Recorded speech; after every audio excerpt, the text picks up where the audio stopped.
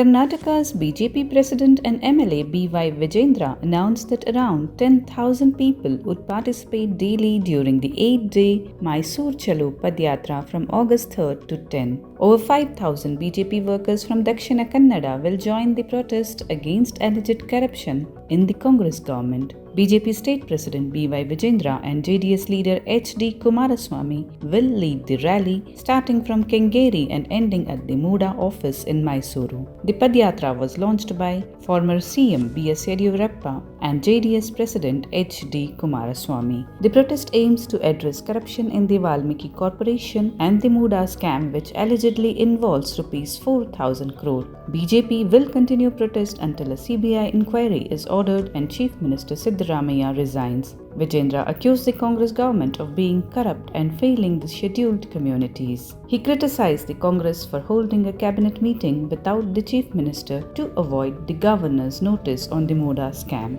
Karnataka Deputy CM DK Shivkumar responded by dismissing the Padayatra's purpose and accusing the BJP of being the most corrupt government in the state's history. Shivkumar alleged a plot by Kumaraswamy and the BJP to imprison him and Siddaramaiah. He also challenged Kumaraswamy to disclose his family's land holdings. Shivkumar criticized Vijayendra for calling him corrupt and demanded the BJP and JDS address the Bhovi Development Corporation and APMC scams during their Padayatra. Shivkumar promised to expose BJP and JDS corruption through the Congress Jan Andolana public meetings.